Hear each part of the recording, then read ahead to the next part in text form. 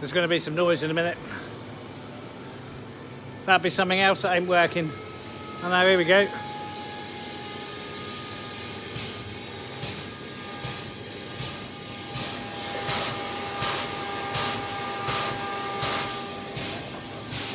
That's just something more expensive that I haven't got round to repairing yet. Right, so while that's doing its thing, I'll give you a quick introduction. Now, I got to admit, before I saw this, I didn't even know things like this existed. So, I can't deal with that.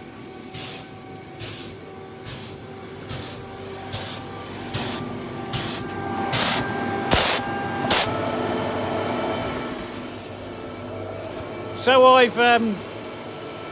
I've kicked myself and complained for the last 5 years about toys, and not I don't mean toys, I mean just how the machinery is. It's like Toy Town, right? It's just there's no. Let's do it. Right, this. Right, it's a crosscut. Some might consider this to be quite a big and healthy crosscut. I can tell you, it's a toy. It's a toy, and the whole workshop here was full of toys, bagging units. And my last bagging unit, it had 60 bags, twice the size of this, and I've got 3 to run this factory. Anyway.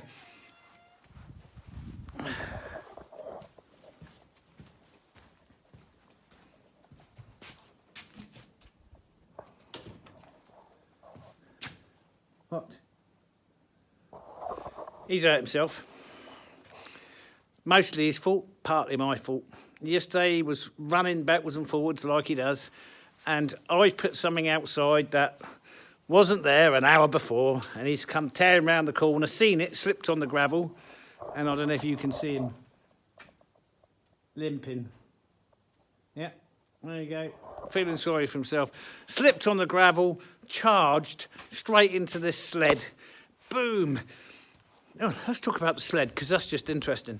Okay, so I've been on this job, as I'm sure most of you will know, where I'm taking all the trees for free, and it's all on a downhill, and I can't get to it. Anyway, there's a load of short stuff that just doesn't warrant winching up, and what I needed was some kind of metal sled I could drag down to the bottom, load up with timber, and haul it up with the winch. Well, I haven't got anything like that. I haven't got anything like that at all. And the other evening I heard a big noise, and that means somebody's putting something in the skip. And when they're putting something in the skip, that means it's mine. Well,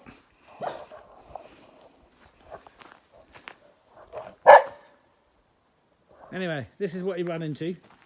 Himself there. I got that out of the skip. I've got to straighten it up, and it's a bit, but for the purposes of sending down the hill and loading up with a load of firewood and pulling back up with a winch, that is ideal. Perfect. Blessed. So, now, Toy Town. Got distracted. So I didn't even know something like this existed. So I've had a few multi-head planers, 6-head planers, 8-head planers, 7-head planers, and they've been 4 or 5 times the size of this machine. They've been big machines. They're moose hunting. Big machines. A friend of mine said he had a 4-head multiplaner that he could loan me, because I have all this tongue and groove to make, and the only way I can do it is on a moulder, which means you've got to pass the moulder 7 times. It's arduous. I've done it, but it's not good. And it means all my boards are flat. Anyway, so he said he had this 4-head planer. And I said, but the cost of getting it up here, he said, oh no, I can pick it up on the forklift, put it on the trailer, bring it up. No, you can't. Yeah, I can, he said. We just wheel it in and you plug it in, and I said, and it's got 4 heads. Yeah, he said. Well, what I know about 4-head planers, or 5-head planers or 7-head planers, is you need a crane. Sometimes you need to take roofs off of buildings to drop them in. Other times you can move them in with things called skates and so on and so forth. But whatever you're doing, it's a big job. No, this is what he brought me. This is a 4-head planer, or moulder, depending on which part of the world you're in. I call them moulders because they mould timber. You put in a raw piece of timber, it comes out the other end finished in whatever shape, size and dimensions and squirrely bits that you've put in your cutters. Now, I used to make cutters for my big ones on a machine. The cutters were the size of my hand. And that's the way it was. That's real machinery. Well, now I've got a toy. There you go.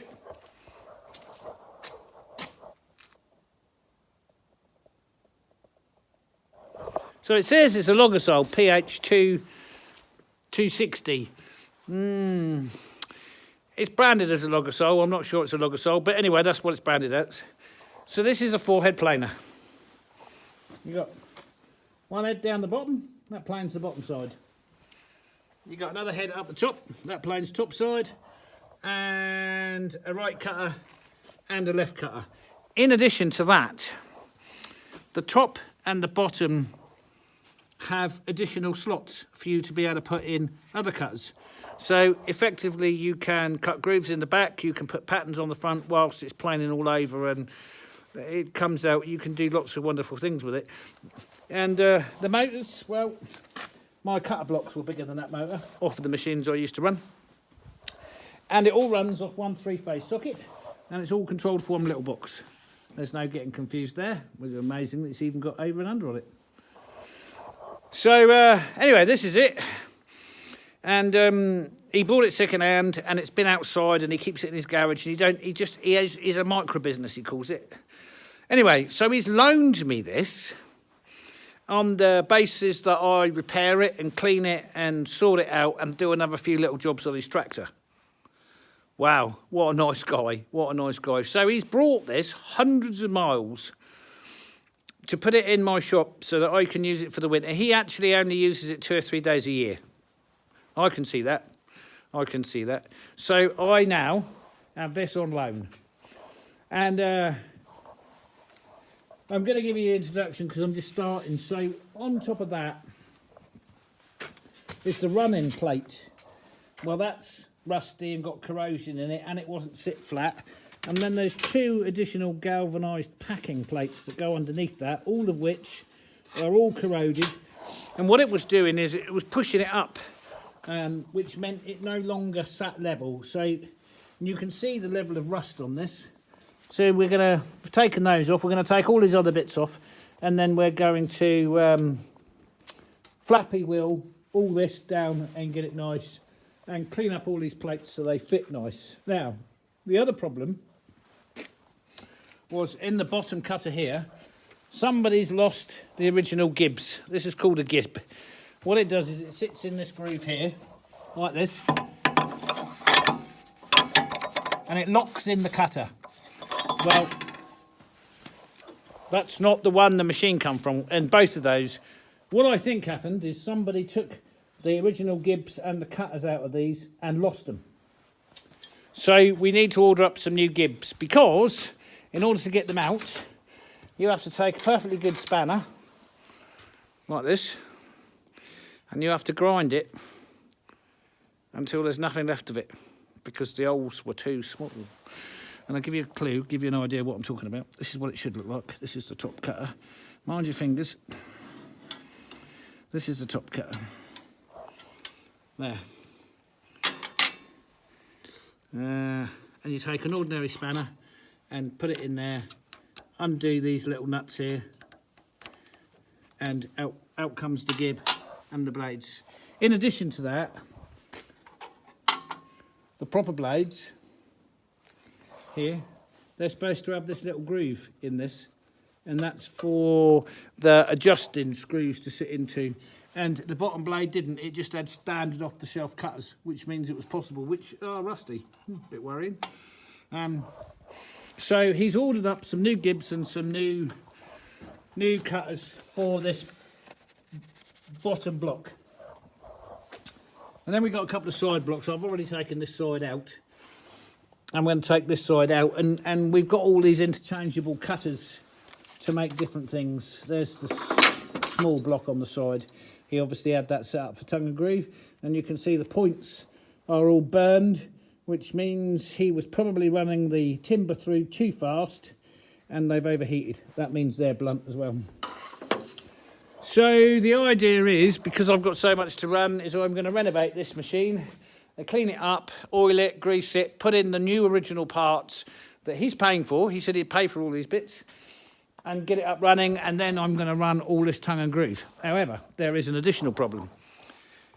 Going back to Toy Town, right, there is a couple of real machines in here that I've managed to obtain. This bandsaw. I managed to obtain that, proper bandsaw, grown-up stuff. I won't show you what we had in there before. But a lot of the stuff here is this Luna, and it's just, you know, anyway.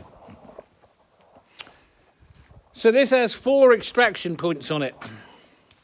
1, 2, 4, 5. 4 hoses, all 100mm, got to come off there for extraction. And then we go back to extraction. I've got to connect all these up. I don't have any spare hoses. So I have to order up some hose, because I can't really expect him to pay for this as well. So it's quite cheap. And I've only got a 3-way extractor here, but I have got a single small standalone unit over there on wheels, which I can move over if I want. But now my biggest concern is running this and having all the hoses attached to there. And if you follow the pipe across here, it all comes down to a single bagging unit.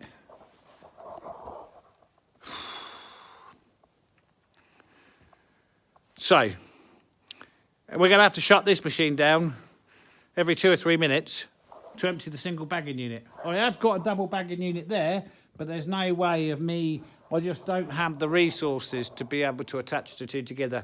And I don't even know if that small one's got enough suck to clear the shavings off of this machine. So these are my challenges. Hose that and connect it up to the system and the electrical unit. Now, under normal circumstances, I would like to have this positioned within the factory a bit better. In an ideal world, it will sit where that saw is. But if I move that saw, then I've got to put it back there in the spring when he's going to want this back. So I think, in the overall scheme of how small an area I'm trying to work with, I think I could leave that there and I'll get a clean run in and a clean run off. So what we're going to do now is we're going to soak all this down in oil, and then we're going to take these off, and then we're going to get to and clean up this bed and get all the sap and the rust and everything else off. Grease and oil up the rise and fall mechanism, because this whole bed here, that goes up and down. You can see the scale. We've got 270mm, so it goes down to 280mm, possibly up to 0. So we'll oil and grease these. Well, we won't put oil or grease on those. We'll use silicone spray. And the reason we'll use silicone spray is because it will be frictionless, but the shavings and dust won't stick to it. So you don't want to be greasing stuff in a wood machine. You can use silicone spray, which is the same silicone spray as you use on the slip beds. It's the same silicone spray you use, well, I call it back to black. It's just a silicone spray. You use it to make rubber shiny, you use it to make other things shiny, but most importantly, in the timber industry, we use it on metal beds because it takes the friction out of the metal beds and stops the jamming of the bits of wood. Yeah, anyway, so that's a quick introduction to this machine. It's quite an amazing little thing if it works. Well, it does work. I've seen what it can produce. So I didn't even realise that micro machines like this existed.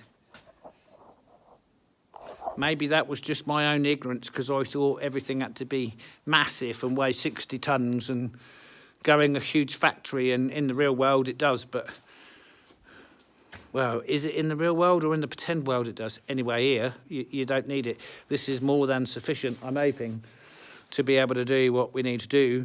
And of course, for those that don't understand, we only have a 16 amp supply in. So our total power is 16 amps. I just don't even want to show you how antiquated it is. Should I? Should I show? Should I do? Are you interested? All right.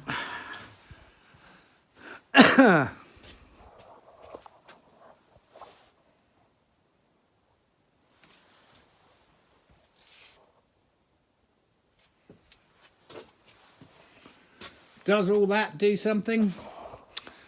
Oh yeah. Does it all run off a 16 amp supply?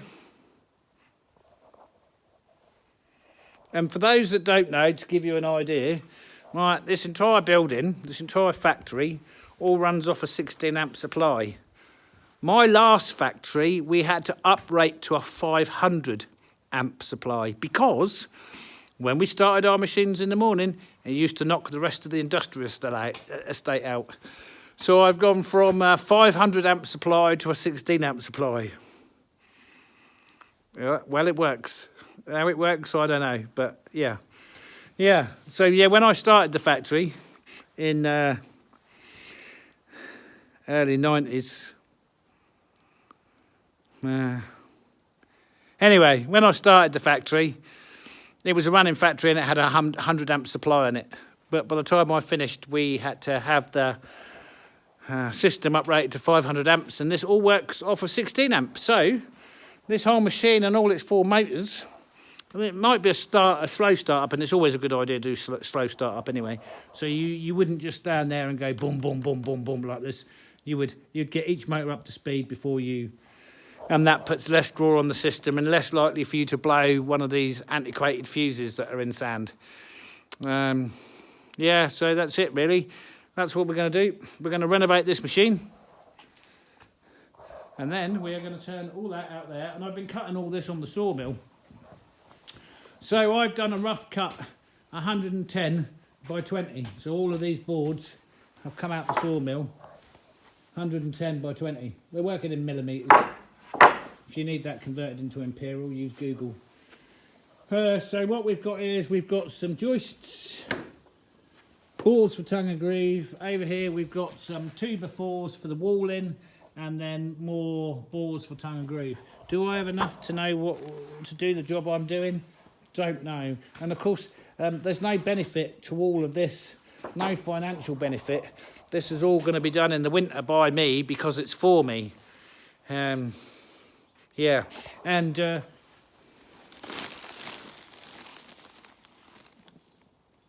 dry sawdust. So because all of these are dried, this is all the timber that I corded and stripped and blocked from last year. The sawdust is there dry, and therefore we can use the sawdust in a lovely explosive position in insulation in the walls, just to make sure that if we have a whole building fire, it's going to go quick, you know, because there's nothing worse than standing around for hours watching a building burn slowly, is it? You just want it gone, poof, if it's got to go. So anyway, that's that. There's firewood. That's all slowly making its way down the hole.